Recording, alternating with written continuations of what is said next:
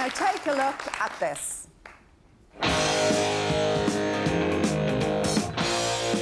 Nobody has managed to be a whatever way we... This is a man who Get your facts right. No, my facts are right on my phone. They're not right. I read your book. Vieira. Are you going to let me talk? Well, Or do you want more insults? What do you think, lads? Magic. his behaviour over the contract, in my opinion, and his contract in criticising the press public was wrong. Hang on a second, no, don't misquote me. There's lots of tabloid journalists out there. I'm not going to listen to that kind of stuff. I know anyone will come on and they're going to get stuff. I was part of the editorial group that discussed Wenger's... Well, I wasn't. Well, that's because you missed the fuss. I know, that's out of order, that kind of stuff. No, we think it was bloody great.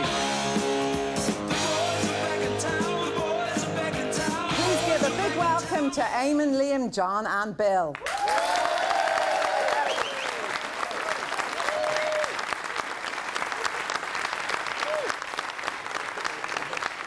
Bill, you and Eamon, I gather, have been on this panel, the way it started, for 30 years. 30 years. We were talking about it during the week, in fact.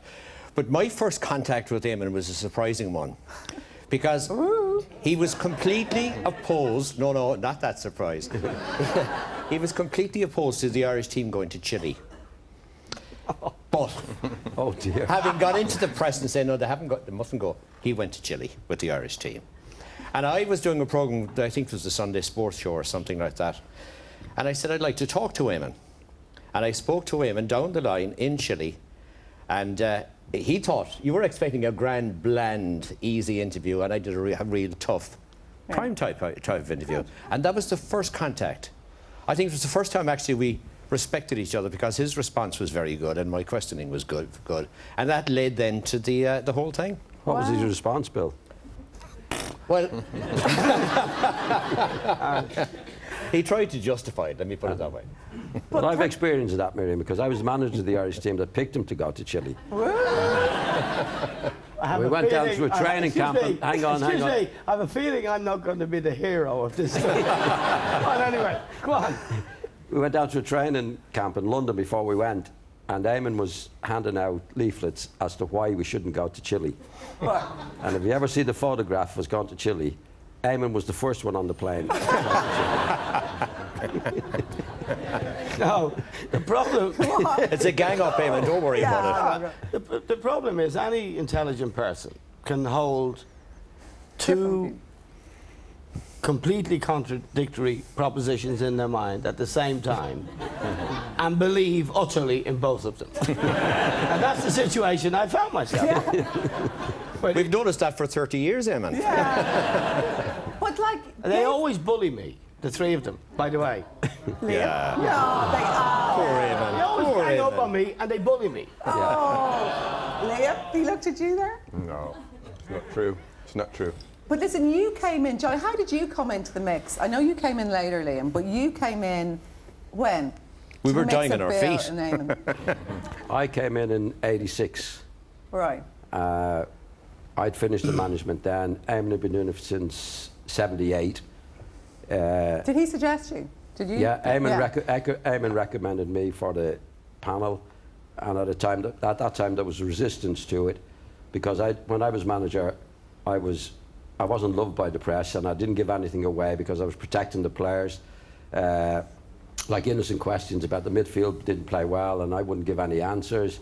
Wasn't very popular, and I was known as not saying anything. And I think the resistance was that if John comes on the panel, he's not going to say anything anyway. But I finished with management then, so when I came on the panel, I was able to say what I wanted. We'd been doing it together, Bill and I, for 8 years, and I was beginning to seem like a lunatic. There was a particular... No, the European Championships... What do you mean? Never. The European Championships in 1984, France were the ultimate winners, and their captain was Platini. And I believed that he wasn't a great player, he was a good player. And I kept saying this right throughout the championship. At the semi-final, the day of the semi-final, before the match, I said, Bill, today he's going to be found out. He scored a hat-trick.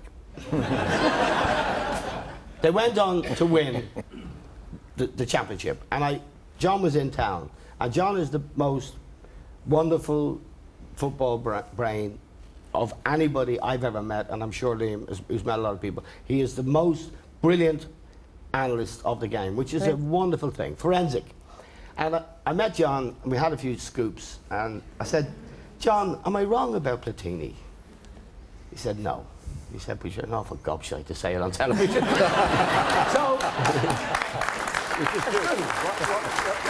Liam. so I said to the guys, if we get John, he'll be massive. He will be just bringing the best football brain in the world on the panel. Onto RTE. And then, Liam, when did you come in? I came in 1998, 10 years ago. I worked with the BBC in 1990, 1994, and then I have to say, it made me I laugh, was transferred though, because over. preparing for this interview the other day, I met these guys briefly, didn't I, for about 5 minutes, but they were kept saying, smile more, Liam. Did they slag you all the time, make you say smile more? It was just like animation. Animation is the word. I'm Mr. Grumpy, but Mr. Crump. It's not true, Miriam. I mean, off screen, Liam's got a great sense of humour and that.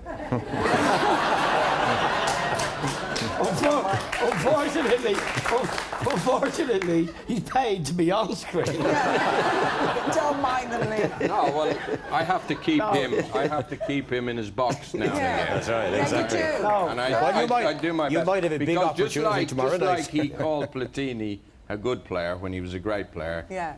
That was 84? 84. Another 24 years, he's still doing the same thing about teams and players. So Ronaldo. now and again, I just have to correct him. You're, of course, abandoning them. Because tomorrow night is your last night as the foursome, aren't you? Yeah. Yes, yeah. It'll be a Sad night for all of us. sad evening, but Will you miss them? if Germany win, I'll be very happy.